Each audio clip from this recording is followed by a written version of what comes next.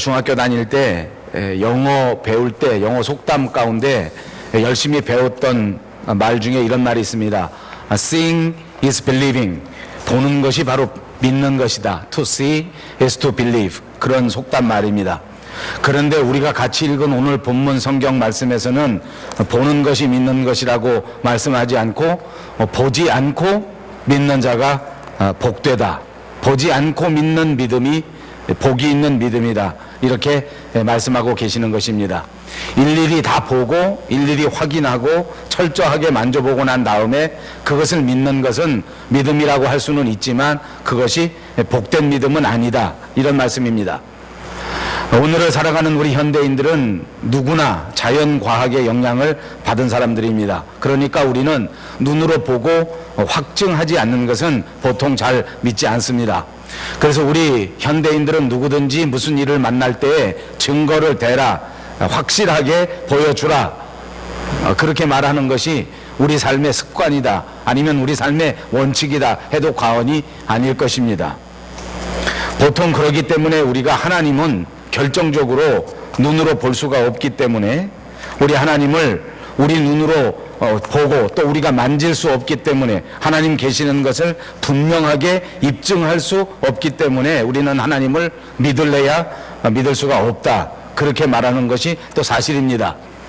그렇지만 세상 일을 다시 한번 깊이 생각해 보면 우리가 보지 못하고 믿는 것들이 얼마나 많은지 모릅니다. 보지 못하지만 손으로 만져보지 않지만 우리 삶의 인격도 우리 삶의 사랑도 우리가 누구도 부인할 수 없는 가장 중요한 가치는 우리 삶에 얼마든지 있습니다. 뿐만 아니라 길게 말씀드리지 않겠으나 하나님께서 분명히 살아계시다고 하는 증거는 우리 손으로 만져봐야 되겠다고 하는 말보다도 훨씬 많은 줄로 믿습니다. 우리 사람들이, 특히 현대인들이 가지고 있는 가장 큰 문제, 더 심하게 말해서 가장 중요한 질병이라고 할 수 있는 것이 바로 의심이라고 하는 것입니다. 의심은 우리에게 나쁜 것일 뿐만 아니라 그것이 병에 비유된다고 해서 질병이라고 말할 수 있습니다. 의심이라고 하는 것, 믿지 못하는 것, 이것을 그냥 가볍게 큰 문제가 아닌 것처럼 넘겨버릴 수 있을지 모르지만 그러나 우리 삶의 현장 속에서 이루어지는 가장 큰 문제들, 심지어는 우리 사회에서 벌어지고 있는 끔찍한 살인, 이런 무서운 범죄, 이런 무서운 사건들을 그 이유를 추적해 들어가게 되면 그것이 다 의심에서부터 나오는 것이라고 해도 과언이 아닙니다. 우리 가정을 싸우게 하고 불화하게 하고 넘어뜨리게 하는 것, 그 원인을 추적해 보면 그것은 다름 아닌 의심하는 마음입니다. 부부가 서로 남편이 아내를 믿지 못하고 아내가 남편을 믿지 못하는 것, 그것 때문에 가정 불화가 시작되고 부모가 자식을 믿을 수가 없고 자식도 부모를 믿지 못하는 그것 때문에 가정이 깨지고 있는 것입니다. 우리 가운데 심각한 질병이 의처증이요, 우리 가운데 심각한 질병이 의부증인 것 같습니다. 남편과 아내가 결혼했는데 서로 믿지 못합니다. 서로 말로는 사랑한다고 하는데 그 사랑을 보여달라고 하는 것입니다. 도대체 마음에 느껴지지 않고 믿어지지 않기 때문입니다. 여러분, 우리가 신앙적으로 말한다고 하면, 영적으로 말한다고 하면 이 의심이라고 하는 것은 더 심각합니다. 우리 영적으로 볼 때에 의심이라고 하는 것은 바로 어둠의 세력, 사탄의 세력들이 사용하는 가장 대표적인 무기이기 때문입니다. 의심이라고 하는 것을 사탄이 사용하고 어둠의 세력들이 사용해서 이 의심이 우리 마음속에 들어오게 되면 우리는 즉시 병자가 되고 그때부터 우리는 심각한 증상을 우리가 겪게 되는 것입니다. 의심이 들어오면 그 순간부터 기도가 되지 않습니다. 의심이 들어오면 그 순간부터 말씀도 귀에 들어오지가 않습니다. 의심은 우리의 신앙생활을 무력화하고 우리의 신앙생활을 넘어뜨리는 가장 심각한 바이러스라고 해도 과언이 아닐 것입니다. 성경의 역사 가장 처음에 아담과 하와의 문제도 역시 이 의심 때문에 벌어진 사건이라고 말할 수 있습니다. 사탄이 하와에게 다가와서 유혹할 때 쓴 전략, 그 무기가 바로 하나님을 의심하도록 만드는 의심이라고 하는 무기였습니다. 하나님이 참으로 동산 모든 나무의 실과를 너로 하여금 먹지 말라고 했더냐? 라고 물었지 않았습니까? 그런데 사실은 이 사탄의 질문 자체가 말이 안 되는 말입니다. 하나님이 처음부터 이 동산의 나무를 만들어주고 이 나무에 있는 실과를 먹지 말라 이렇게 질문했을 그때에 그 질문을 받은 하와가 믿음이 충만했다고 하면 야 웃기지 마라, 우리 하나님은 그런 분이 아니시다 했으면 아무 문제가 벌어지지 않았을 것입니다. 아주 간단한 문제입니다. 믿음만 있었다고 하면 별 사건이 되지 않을 일이었단 말입니다. 그런데 어떻게 되었습니까? 이 여자는 그렇지가 않았습니다. 그렇게 말하지 않았습니다. 오히려 대답하는 것을 보니까 동산 나무의 실과를 내 마음대로 먹을 수는 있지만 동산 중앙에 있는 나무는 만지지도 말고 먹지도 말라. 만약 너희가 먹으면 죽을까 하노라 이렇게 대답한 것입니다. 이 대답을 가만히 분석해보면 전혀 다른 대답입니다. 사실과도 맞지 않습니다. 정확하지도 않습니다. 하나님께서는 먹지 말라 말씀하셨지 만지지도 말라고 말씀하신 적은 없었기 때문입니다. 그리고 만약 이 명령을 어기고 먹는 날에는 다른 어떤 옵션이 없이 그대로 죽게 된다고 단호하게 말씀하셨는데도 불구하고 하와는 죽을까 하노라 라고 대답했다는 말입니다. 이미 의심이 들어왔습니다. 그러므로 마음이 흔들리는 것입니다. 이미 의심의 공격을 받았습니다. 그러므로 확신이 없어져 버렸습니다. 이미 의심이 마음속에 들어와 사탄의 공격을 받고 난 다음에 이 여자는 그 입장이 아주 모호하게 바뀌어버리고 말았습니다. 결국은 유혹 때문에 마음이 흔들리고 결국은 아니다, 죽지 않는다, 그것을 먹는 날에는 죽는 것이 아니라 오히려 내가 하나님같이 되고 말 것이다, 네가 하나님같이 되는 것을 두려워하셔서 하나님이 내게 그렇게 말한 것이다 라고 거짓부렁을 하게 된 것입니다.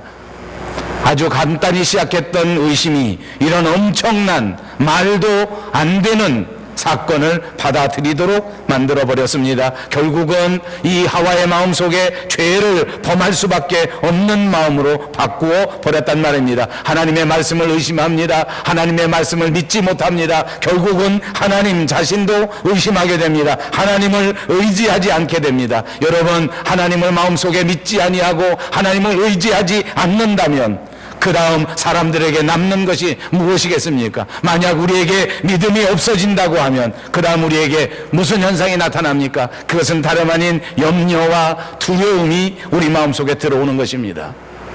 믿음은 염려하고는 정반대가 되는 개념입니다. 믿음이 있으면 염려가 없어집니다. 여러분, 왜 염려가 없이 평안하게 사는 줄 압니까? 믿음이 있기 때문입니다. 믿음이 없어지면 금방 염려가 들어오게 됩니다. 또 한 가지 있습니다. 잊지 마십시오. 여러분, 문제가 많아서 사는 게 복잡해서 염려가 많아지는 줄 아십니까? 아닙니다. 문제가 많건 문제가 적건 그것은 별로 문제가 아닙니다. 내가 내 마음속에 믿음이 있는가 없는가 하는 것이 문제입니다. 믿음이 없으면 없는 문제도 만들어서 염려하고 걱정하는 것이 인간이란 말입니다. 믿음이 충만하면 그 삶이 복잡하고 그 삶하기 어렵고 그 삶의 요소요소에 큰 문제가 다가온다고 하더라도 믿음 때문에 그 모든 문제들을 다 물리칠 수 있는 줄로 믿습니다. 그러므로 삶에 있어서 가장 중요한 것은 믿음입니다. 믿음을 잃어버리면 우리 삶에 염려거리가 다가오게 되는 것입니다. 여러분, 이건 분명한 사실입니다. 믿음이 충만하면 염려가 없다. 한번 입으로 해보십시다. 믿음이 충만하면 염려가 없어진다. 믿음을 잃어버리면 염려가 생긴다. 여러분, 이건 제 간증입니다. 저도 목회 천연병 때 생각이 납니다. 왜 이 생각이 나냐 하면 요즘 목회를 30년쯤 가까이 하고 이제 나이도 60살 바로 문턱 앞에 있는데 요즘 들어서 느끼는 것이 제 마음속에 걱정과 염려가 많아졌기 때문입니다. 왜 이렇게 사는 게 걱정스러운지 모르겠습니다. 왜 이렇게 하루하루가 염려스러운지 모르겠습니다. 왜 이렇게 자식 새끼들이 염려스러운지 모르겠습니다. 돌이켜보니까 옛날 목회 천연병 때는 제가 이런 염려와 걱정이 없었습니다. 그 냉정하게 생각해 보면 제가 목회 천연병 때 문제거리가 더 없었고 지금은 문제거리가 많이 생겼는가? 이것을 냉정하게 생각해 보니까 전혀 그렇지가 않습니다. 사실 저는 목회 천연병 때 걱정거리가 얼마나 많았는지 모릅니다. 아무것도 눈에 보이는 것은 없었습니다. 그냥 한 사람, 두 사람을 앉혀놓고 개척을 시작했습니다. 아무 사람도 저를 도와주겠다고 하는 기관도 없었고 어느 총회에서도 저를 도와주겠다고 하는 사람 없었습니다. 그냥 저와 제 아내 그리고 갓난쟁이 아기 새끼들을 데리고 아무런 소득이 없는 목회 현장에 뛰어들었어도 걱정이 하나도 없었어요. 이 교회가 될 거냐 안 될 거냐 이런 염려가 없었습니다. 그때나 지금이나 저는 보통 건강체입니다. 큰 질병이 있거나 그러지는 않았습니다. 요즘은 병원 한 번만 갔다 오면 걱정이 태산입니다. 피검사 한 번 하고 나면 걱정이 왜냐하면 제가 피검사 한 번 하고 나면 이 패밀리 닥터가 제게 처방전을 4장 5장 줍니다. 다시 검사하라는 것입니다. 다시 금식하고 가서 검사를 해서 당뇨를 확실하게 하지 않으면 당신 큰일 난다.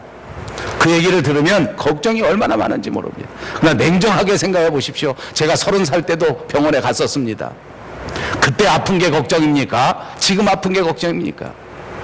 저보다 나이가 드신 분은 용서하시고 들으십시오. 60살쯤 됐는데 병명 몇 가지 나오는 거는 보통입니다.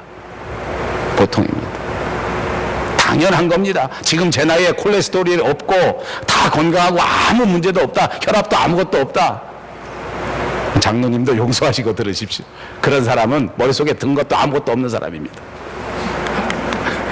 머리에 뭐가 들면 다 아파요. 인생을 50년, 60년 살면 머릿속에 다 스트레스가 받쳐요. 걱정과 염려 때문에 몸이 조금씩 상해요. 아픈 게 당연하지 않습니까? 그런데 왜 이렇게 염려하는 거예요? 30살 때 아픈 게 걱정이라니까요. 29살 때 아픈 게 염려입니다. 제가 처음 27살 때 교회를 개척했는데 새벽 기도 때 보면 한 사람 내지 두 사람 나옵니다. 매일같이 한 사람 내지 두 사람 나옵니다. 1년에 한두 번은 한 서너 명 나옵니다. 어느 날 예쁘게 생긴 여자 자매가 새벽 기도에 나옵니다. 근데 제가 설교를 하다 봐도 새벽 기도에 그 자매가 은혜를 받는 것이 얼굴에 보입니다. 왜 그렇게 은혜로운지 저를 보면서 왜 이렇게 은혜를 받는지 저도 은혜가 되더라고. 여러분도 좀 그렇게 살아봐. 교인이 은혜를 받으면 나도 은혜가 되더라고요. 한참 지났는데 이 자매가 새벽 기도 끝나고 났는데 저한테 막 찾아와서 얘기를 하는 거예요. 전도사님, 전사님, 할 말이 있습니다. 제가 이 교회 다니면서 전사님께 너무 은혜를 받는데 은혜를 갚을 길이 없습니다. 제가 시골에서 올라왔고 가난하고 나이도 아직 어리고 아무것도 드릴 것도 없고 돈도 없고 그런데 전사님 설교에 너무 은혜 받고 너무 감사하니 한 가지 해드릴 것이 있습니다. 그 뭔가 했더니 그분이 개인병원 다니는 간호사인데 주사기를 갖고 와서 제 피를 뽑는 것입니다. 자기 병원 몰래 저를 조사해주고 검사해주겠다는 것입니다. 그 피를 뽑아갔습니다. 별일이 다 있지요. 새벽기도 끝나고 피를 뽑혔습니다. 한 일주일인가 2주일인가 지났습니다. 이 자매가 새벽에 기도하러 나왔는데 얼굴이 하얗습니다. 큰일 났다는 거예요. 빨리 정밀 검사를 받지 않으면 전도사님 간이 정상이 아닙니다. 간 수치가 무지하게 높고 간염이 있는 것 같은데 아무리 봐도 간암이 될 수도 있다는 것입니다. 그때가 제가 나이 27살 때입니다. 그때가 걱정입니까? 지금이 걱정입니까? 그리고 난 다음에 제가 44살 돼서 이 카나다에 이민하기 위하여 피검사를 했습니다. 그랬더니 역시 간 수치가 너무 높아서 이민을 갈 수 없다는 것이었습니다. 어떻게 하면 되겠습니까? 하고 물었더니 하는 말이 병원에 가셔서 약을 먹고 주사를 맞으면 간 수치가 떨어집니다. 그러면 다시 와서 검사를 하십시오. 그래서 저희 동네에 가서 다시 주사를 맞고 약을 먹었는지 아닌지는 기억이 안 납니다만 아무튼 간 수치를 낮춰가지고 다시 갖다 줬더니 제가 이민을 왔습니다. 그때도 검사 안 했습니다. 지금도 처방전이 몇 개 있지만 검사 안 합니다. 지금은 걱정이 태산 같습니다. 그동안 검사 안 한 것이 올라올 때가 됐는데 어느 날 조금 현기증이 나면 혹시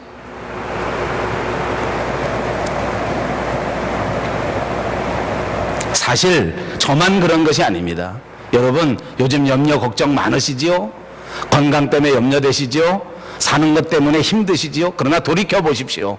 옛날에 정말 없을 때에도 살았습니다.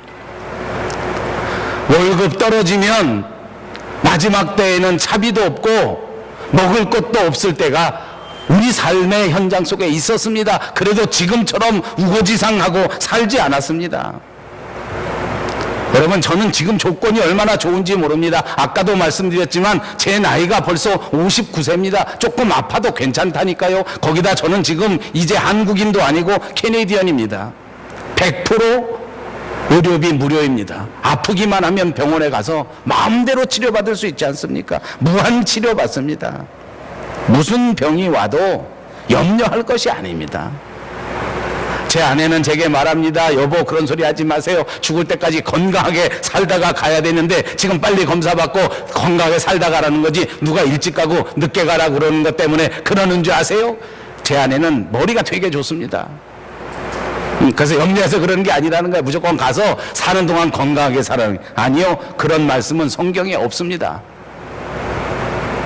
그 말은 하와가 대답할 때 만지지도 말라 하는 말과 똑같습니다. 많은 현대인들이 건강 문제 때문에 신앙을 잃어버립니다. 건강해야 되는 것이라고 착각하지 마십시오. 믿음을 성숙하게 가져보십시오. 건강해도 건강하지 못해도 믿음만 있으면 하나님께 영광입니다.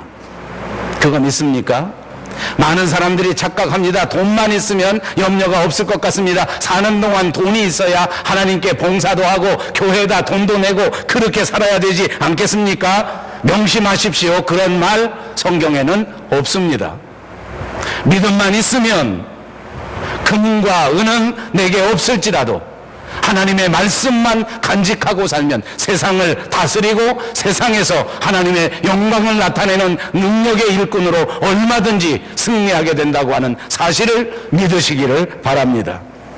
성도들이 생활에 대해서 염려에 붙잡히게 되면 그 다음서부터는 정상적인 믿음의 삶을 살아갈 수가 없게 되는 것입니다. 믿음이 없어져 버리면 삶의 능력도 없어진다고 하는 사실을 꼭 기억하시기를 바랍니다. 지식은 많아졌는데 경험은 얼마나 많이 생겼는지 모르는데 안타깝게도 능력은 없습니다.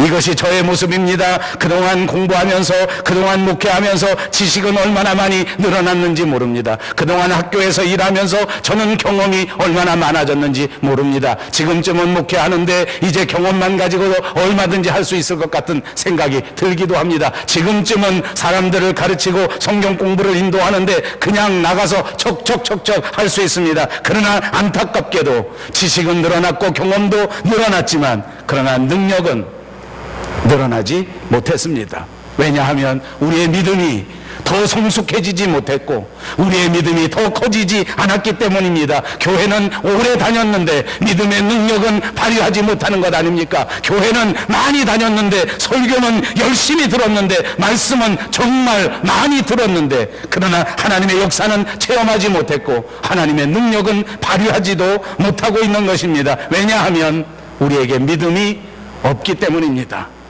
여러분 이런 말 들어봤습니까? 이빨 빠진 호랑이. 호랑이는 호랑이인데 믿음을 잃어버리면 이렇게 돼버립니다. 호랑이가 이빨이 다 빠져버려서 토끼 새끼 한 마리도 마음대로 잡아먹지 못하는 것. 하나님의 자녀이면서 거룩한 교회의 일원이면서 하나님 앞에 위대한 사역을 맡은 사역자이면서도 불구하고 아무런 힘도 아무런 능력도 아무런 기쁨도 아무런 보람도 없이 세상을 사는 것은 종이 호랑이와 똑같은 모습 아닙니까? 도마는 바로 이런 사람입니다. 전형적인 의심주의자입니다. 전형적으로 하나님 앞에 체험을 하고 경험을 하고 다른 제자들보다도 더 많은 지식을 가졌지만 그러나 그는 능력을 발휘하지 못합니다. 다른 제자들이 모두가 다 예수님이 부활하셨다고 하는 이 결정적 증언을 들었는데도 불구하고 그 앞에서 믿음을 잃어버린 채 그만 웃고 말았습니다. 비웃었습니다. 어떻게 죽은 자가 다시 살아날 수 있다는 말이냐? 너희들이 잘못 본 것이다. 제자들은 다시 한번 우리가 직접 보았다, 다시 사신 예수님을 우리가 진짜 만났다 그랬지만 그는 여전히 믿지 않았습니다. 내가 그 손의 못자국을 보고 내 손가락을 그의 상처 속에 넣어보고 내 손을 그 옆구리에 넣어서 직접 만져보지 않고는 나는 결단코 믿지 않겠다고 말했습니다. 그는 믿음을 잃어버린 자입니다. 그는 믿음을 빼앗겨버린 자입니다. 예수님의 부활에 대하여 그렇게 많이 말씀을 들었고 예수님의 부활에 대하여 그렇게 많이 예수님에게 교육을 받았는데도 불구하고 그는 예수님의 부활이 믿어지지가 않았습니다.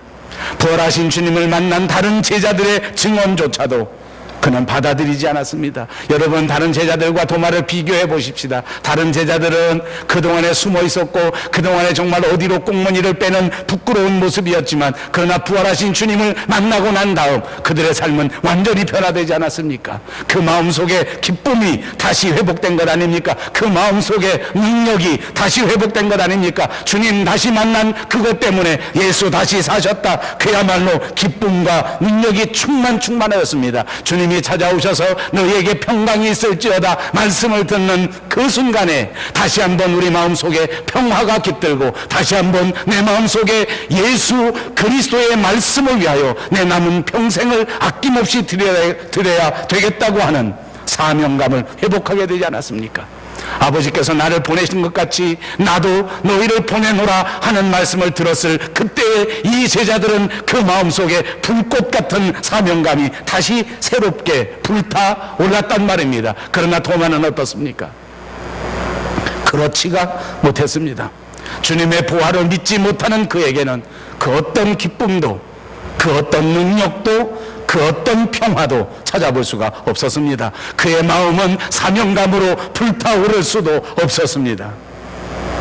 사랑하는 여러분, 안타깝게도 저와 여러분 사이에는 이 도마처럼 기쁨을 잃어버리고 평안을 잃어버리고 사명감을 잃어버린 사람들이 많습니다. 예수가 그리스도라고 하는 사실이 믿어지지가 않습니다. 주일마다 나와 설교를 듣지만 그 말씀이 내 가슴 속에 와 닿지가 않습니다. 그래서 믿노라 하고 겉은 믿는 사람처럼 무늬를 달고 있지만 그러나 삶의 현장 속에서는 전혀 믿지 않는 사람처럼 아무런 의미 없이 세상에 휩쓸려서 사는 사람들이 있단 말입니다. 여러분, 혹시 여러분도 도마처럼 의심하고 있지는 않습니까? 여러분 혹시 도마처럼 믿음의 능력을 잃어버린 채 슬픔 속에서 살아가고 있지는 않습니까? 여러분, 오늘 이 순간 이 말씀을 통하여 다시 한번 여러분들을 축복합니다. 믿음의 사람이 되셔야 하는 것입니다. 하나님께서는 언제나 믿음의 사람을 기뻐하시고 하나님께서는 언제나 믿음의 사람을 통하여 역사하셨다고 하는 사실을 기억하시기를 바랍니다. 믿음이 무엇입니까? 히브리서 11장 1절과 2절에 보니까 믿음은 두 가지로 말씀했습니다. 첫째는 믿음은 바라는 것들의 실상이요, 두 번째는 믿음은 보지 못하는 것들의 증거라고 말합니다. 바라는 것들이 실제로 보여지는 그것이요, 바라는 그대로 눈으로 보게 된다는 말 아닙니까? 그리고 보지 못해도 보지 못하는 것들의 증거라고 했습니다. 내가 눈으로 보지 않았지만 내가 그것을 붙들고 살 수 있다는 것입니다. 하나님의 말씀을 붙들고 내 인생을 살아갈 수 있다는 것이 바로 믿음이라고 하는 사실입니다. 그렇습니다. 여러분, 그런 의미에서 믿음은 어떤 우리 사람의 감각과 같습니다. 우리에게는 감각기관이 있지 않습니까? 눈이 있기 때문에 눈으로 볼 수가 있고, 귀가 있기 때문에 귀로 들을 수가 있고, 우리의 혀가 있기 때문에 맛을 볼 수 있는 것 아닙니까? 이런 중요한 감각기관처럼 믿음이라고 하는 것은 바로 영적 감각기관입니다. 우리 믿는 사람들에게는 하나님께서 이 감각기관을 선물로 주신 것입니다. 그래서 우리는 이 영적 감각기관인 믿음을 통하여 하나님의 말씀을 듣는 것입니다. 이 감각기관인 믿음을 통하여 하나님의 나라 천국을 눈으로 보는 것 아닙니까? 그렇습니다. 이 중요한 감각기관을 통하여 다시 한번 하나님의 역사를 느끼시고 바라볼 수 있는 여러분 되시기를 주님의 이름으로 축복합니다. 그렇습니다. 이 감각기관 때문에 우리는 믿음으로 생각할 수가 있는 것입니다. 세상 사람들 모두가 세상적으로 생각할 때, 세상 사람들 모두가 과학으로 생각할 때, 우리는 하나님이 주신 이 영적 감각기관 믿음을 통하여 믿음으로 생각할 수 있다는 말입니다. 여러분, 왜 하나님의 나라가 보이지 않습니까? 여러분, 믿음이 없어서 보이지 않는 것입니다. 왜 여러분 마음이 흔들립니까? 여러분, 믿음이 약해졌기 때문에 흔들리는 것입니다. 믿음이라고 하는 영적 감각기관이 없기 때문에 하나님의 나라도 보이지 않고 하나님의 말씀도 들리지 않고 날마다 눈을 뜨면 모두가 다 의심스럽고 세상의 걱정과 염려 속에서 빠져 살아가는 겁니다. 그렇게 살아가니까 다 어둡지 않습니까? 그렇게 살아가니까 전부 캄캄하지 않습니까? 믿음이 없으니까 캄캄하고 믿음이 없으니까 불행하게 되는 것입니다. 믿음이 없으니까 흔들리고 믿음이 없으니까 흔들려서 방황하게 되는 것이란 말입니다. 오늘 예수님은 도마에게 이렇게 말씀하시지 않습니까? 믿음 없는 자가 되지 말고 믿는 자가 되라. 저도 여러분에게 말씀합니다. 믿음 없는 사람들이 되지 마시고 꼭 믿음 있는 사람이 되시기를 바랍니다. 예수님은 불신앙에 빠져있는 도마에게 나타나셔서 이렇게 말씀하십니다. 내 손가락을 이리 내밀어 내 손을 보고 내 손을 내밀어 내 옆구리에 넣어보라. 주님은 도마에게 직접 만져보라고 말씀하셨습니다. 이 말은 믿음의 대상이신 예수님을 실제로 체험해 보라는 말입니다.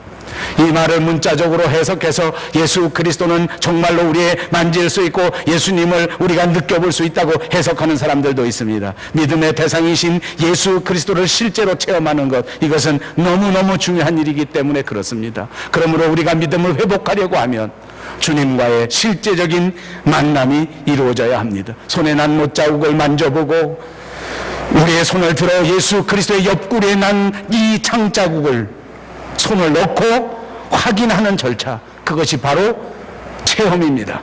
믿음은 이 체험이 있으면 체험하는 만큼 자라나고 성장할 줄로 믿습니다. 우리에게 언제 의심이 사라질 수 있겠습니까? 예수님을 만져보면, 그러면 우리의 의심은 다 사라지게 될 것입니다. 체험하게 되면 의심은 사라지게 될 것입니다. 우리 중에 어떤 사람은 도마처럼 도무지 믿어지지 않는 사람들도 있습니다. 아무리 얘기해도 나는 믿을 수가 없다는 것 아닙니까? 왜 안 믿어집니까? 체험이 없으니까 안 믿어집니다. 오늘 우리에게 가장 필요한 것은 예수님을 체험하는 것입니다. 사도행전 2장 1절과 4절을 보십시오. 예수님의 제자들은 기도하다가 예수님을 체험하게 되었습니다. 성령을 체험했단 말입니다. 성령을 체험하고 성령님이 임하시자 그들 속에 있었던 모든 염려와 모든 불안과 모든 걱정은 완전히 사라지게 되었습니다. 성령의 체험을 통하여 예수님의 제자들은 완전히 변화되고 말았습니다. 이제 드디어 제자들은 믿음의 사람이 되고, 이제 제자들은 용기 있는 사람이 되고, 이제 제자들은 복음의 일꾼이 되어 세상에 나아가 온 세상을 변화시키는 위대한 사람들이 되었습니다. 여러분 보시지 않았습니까? 그 제자들 때문에 오늘 저와 여러분도 오늘 이 자리에 앉아 하나님 앞에 예배하는 것입니다. 인구 이 전 세계 3분의 2에 해당하는 사람들이 모두가 다 하나님의 존재를 인정하고 하나님의 교회를 인정할 수밖에 없는 이 위대한 일을 누가 감당했단 말입니까? 그 히브리 땅에 힘없는 이 제자들, 못 배우고 돈 없고 연약했던 이 제자들이 예수님을 체험하고 난 다음에 이루어낸 위대한 역사인 것입니다. 그렇습니다. 성령님은 우리를 변화시켜서 제자로 만들어주시고 성령님은 우리를 변화시켜 복음의 일꾼으로 만들어주실 줄로 믿습니다. 주님은 도마에게 이렇게 말씀하시지 않았습니까? 너는 나를 본고로 믿느냐? 보지 않고 믿는 자들이 복되다. 보는 거, 만져보는 거, 체험하는 거 너무너무나 중요합니다. 그러나 진짜 믿음은 뭔지 압니까? 말씀만 듣고도 믿어지는 것인 줄로 믿습니다. 그렇습니다. 자꾸만 만지려고 하지 마십시오. 자꾸만 보려고만 한다고 하면, 자칫 잘못하면 우리는 신비주의에 빠질 수 있기 때문입니다. 세상에 있는 많은 종교들이 보여주려고 노력하고 있습니다. 뭔가 보이기 위하여 화려하게 꾸밉니다. 뭔가 보이기 위하여 기가 막히게 디자인을 합니다. 자꾸만 보여주려는 것입니다. 가짜 믿음도 그렇습니다. 자꾸 보여주려고 합니다. 가짜 종교도 그렇습니다. 자꾸 보여주려고 합니다. 여러분, 우리 기독교회는 말씀 말씀의 종교입니다. 하나님은 말씀의 하나님이신 것을 믿으시기를 바랍니다. 하나님이 우리 눈에 보이지 않아도, 하나님을 우리 손으로 만질 수 없다고 할지라도 하나님의 말씀을 듣고 하나님의 말씀을 믿는 것입니다. 그래서 그 말씀을 믿고 그 말씀대로 실행에 옮기는 것입니다. 여러분, 언제 우리에게 믿음이 생기는 것입니까? 믿음은 하나님의 말씀을 들을 때 우리에게 생겨지는 것을 믿으시기를 바랍니다. 로마서 10장 17절에 믿음은 들음에서 나며 들음은 그리스도의 말씀으로 말미암느니라. 우리가 예배에 참석해서 하나님의 말씀을 듣고 또 듣고 자꾸 듣게 되면 하나님의 말씀이 나의 마음속에 들어오시게 됩니다. 내 마음의 문을 활짝 열고 우리 마음속의 염려와 근심을 물리쳐 깨뜨려 주실 줄로 믿습니다. 왜냐하면 하나님의 말씀은 살았고 운동력이 있기 때문입니다. 말씀이 없이는 구원의 역사가 이루어지지 않고, 말씀이 없이는 믿음도 성장해 낼 수가 없습니다.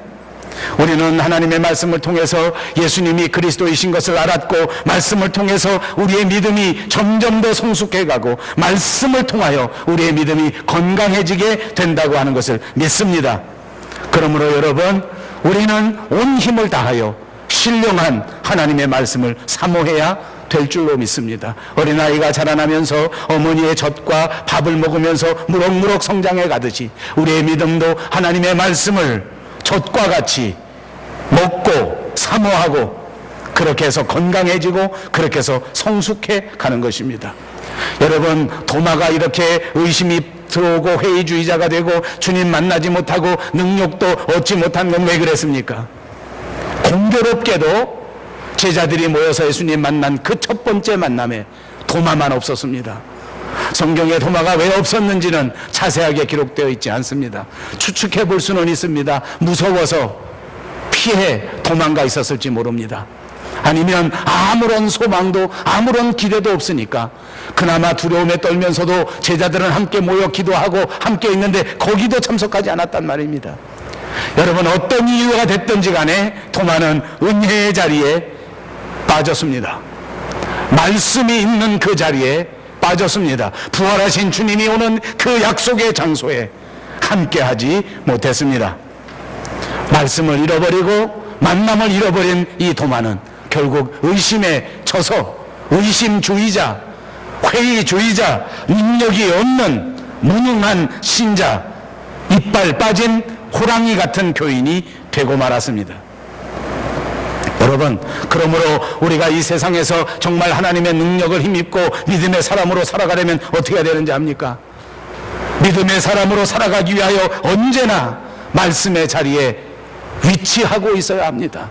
은혜 받는 자리에 위치하시기를 주님의 이름으로 축복합니다. 제발 하나님의 말씀에 귀를 기울이십시오. 제발 하나님의 말씀에 집중하십시오. 그렇습니다. 예수님이 우리의 구세주이십니다. 예수님이 우리 인생의 가장 소중한 분입니다. 예수님이 저와 여러분의 삶을 인도해 가실 것입니다. 예수님을 믿고 믿음으로 능력받아 승리할 수 있는 저와 여러분, 그리고 우리 교회가 다 되시기를 주님의 이름으로 축복합니다. 기도하겠습니다.